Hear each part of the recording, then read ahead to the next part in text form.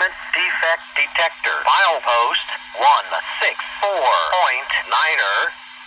Track 1. High load near axle 3.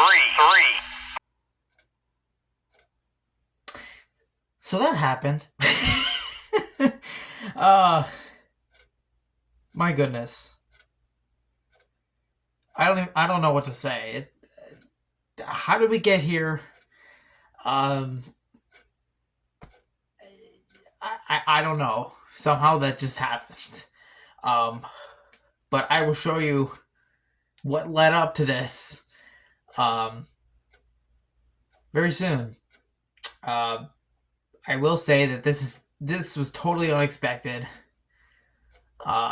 in the making of filming these trains as of yesterday. After filming this video, and this came to a shock to me. I did not know that would happen. So, how did we get here? Let's take a look.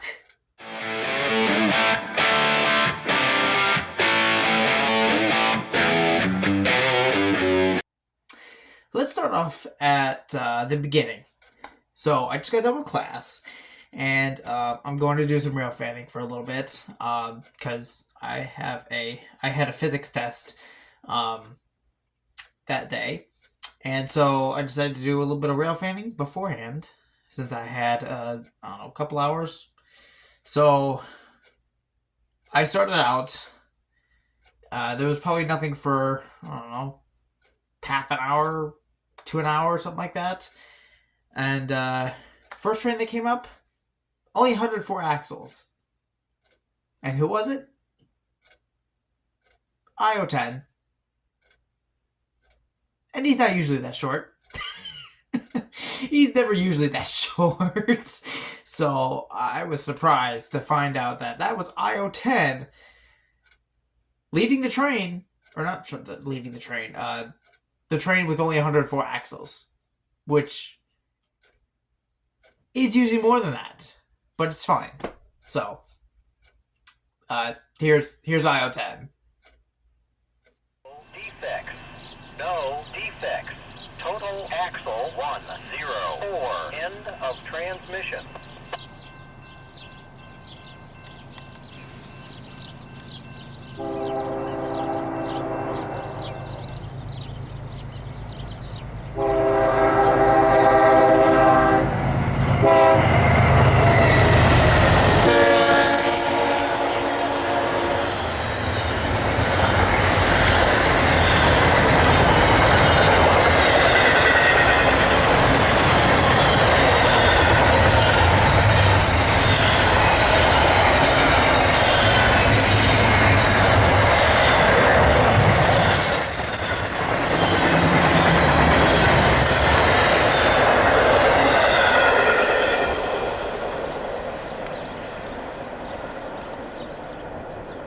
And then sometime after that came the CSX I-158. Nothing unusual about it. Of course, having a ton of Amazon Amazon containers with it, as always. That's how you know it's I-158.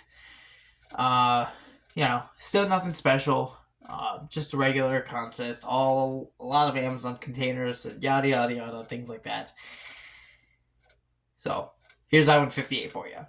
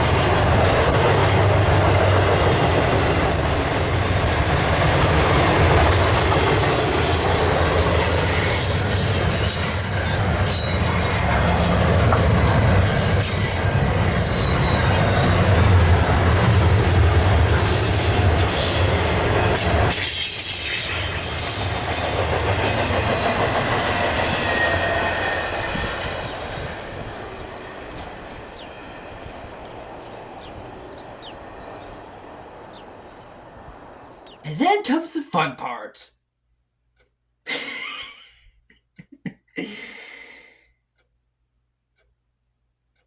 IO-17 was up next, and it ultimately scared me because I didn't know it was coming. I didn't hear a single signal thing. So that's why it jump scared me. I heard the horn. I was like, "Oh shoot! There's a westbound coming." So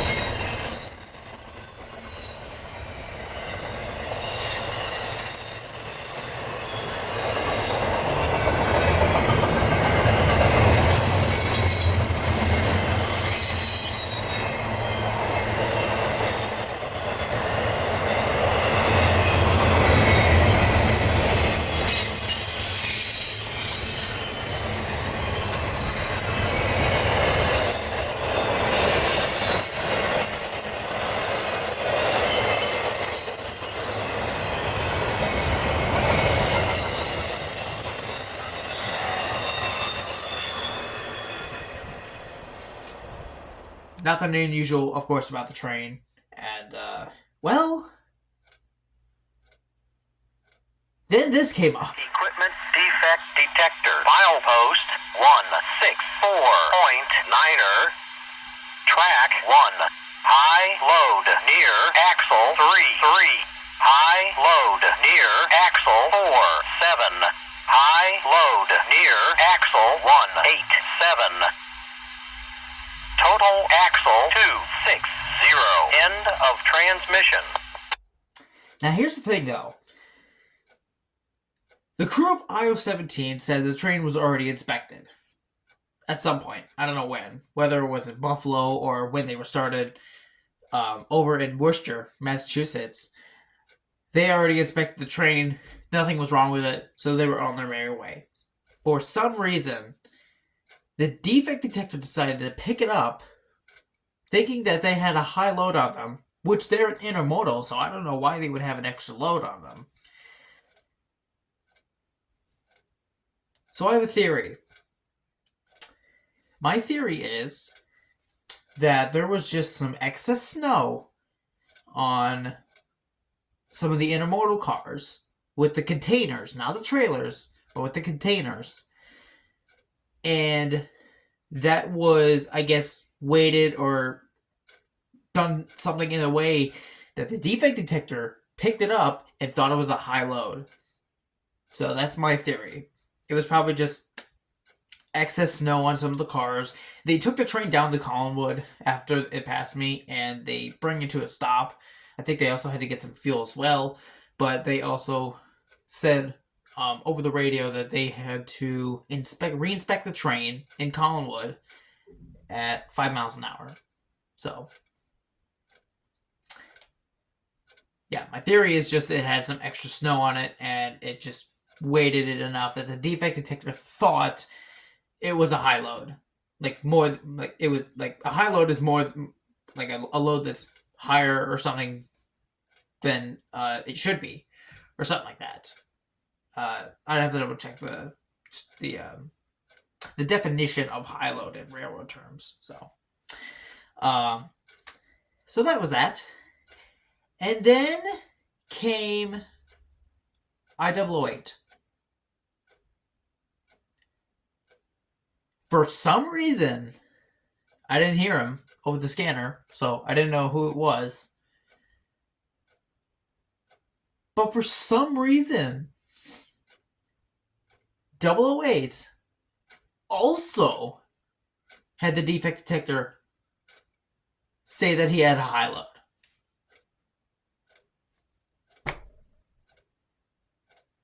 Double O passed me. I saw nothing wrong with the train. Nothing. Nothing wrong.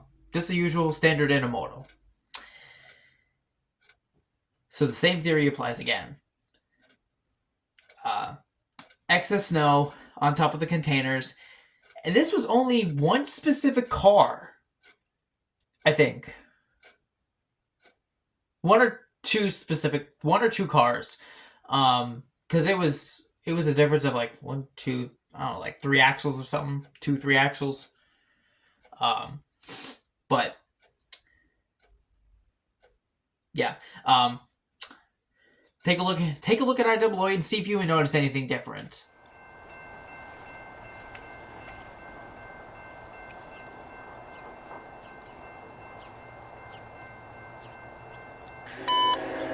CSX equipment defect detector. Milepost 164.9er.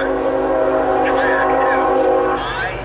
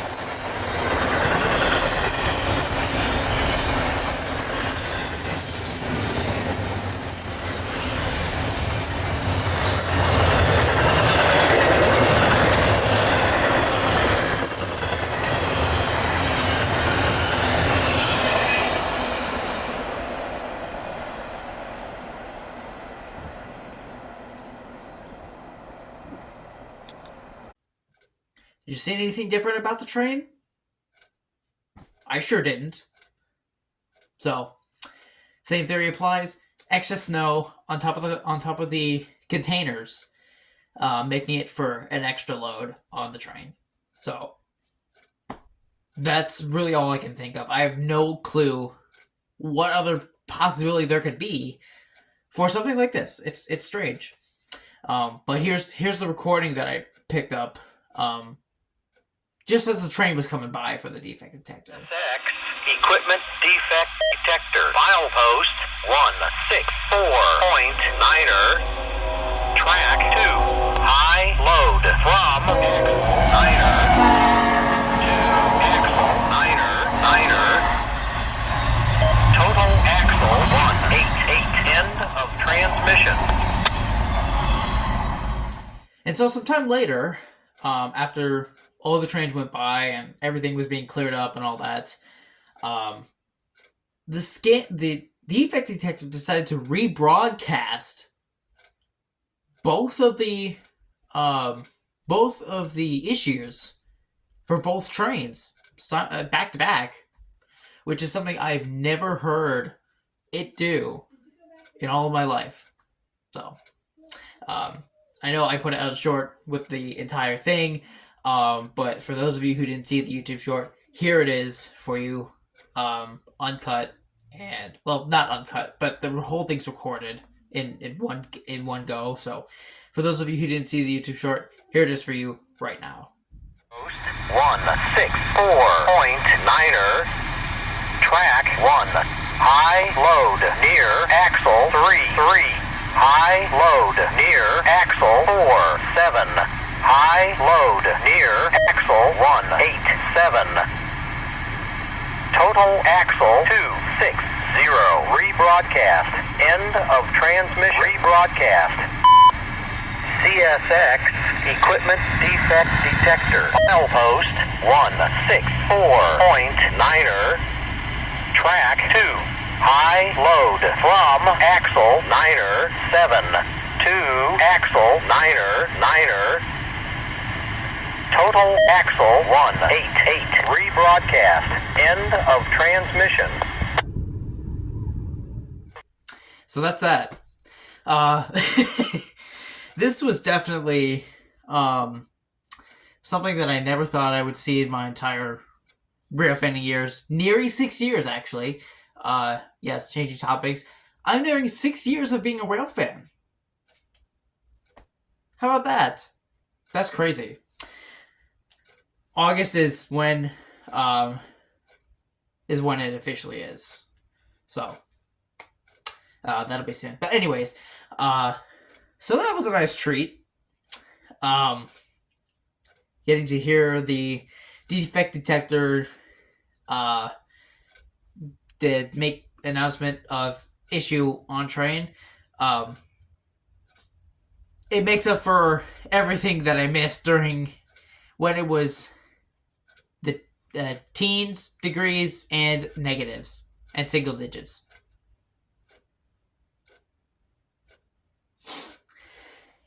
Yeah. Yeah, it's been a while since I've been out, so I just thought of doing it anyway, since I had the time between two classes to do it anyway, so, and I'm glad I did it. Otherwise I wouldn't have this video to post. So that is that. But, you know, we're already in February. Valentine's Day is coming up next week, which is crazy. Already. It's already February. Time's just going by too fast. Jeez. Well, all I have to say is just thank you guys for watching. Don't forget a couple of things you need to do to support the channel. I need some more support. So keep helping out. We are just going by that much to get to 600 subscribers. Like, it has been a long time since I got to an exact 100, like 500. And I'm just, come on, people, help me out here. I want to get to 600. We're 11 away as of making this video. We're 11 away. Please help me out. I would really, really, really appreciate it, guys. I know I'm not getting as many views, but please help me out, guys. Please help me out. So what can you do? Subscribe to the channel, hit that notification bell, like the videos, comment, and share this video with some of your friends or anyone who is a rail fan, or basically any train person, or just a friend in general. You can do that. Also, join the Discord. I'd love to see more of you there, because I have not had that many people join. I've only got so little. It's fine. I want to make it a growing Discord community for the YouTube channel, for you guys to come and maybe like talk with me or talk with the others who have also been there to support my channel over the years. So I really appreciate it if you guys would do that stuff. And all I have to say is,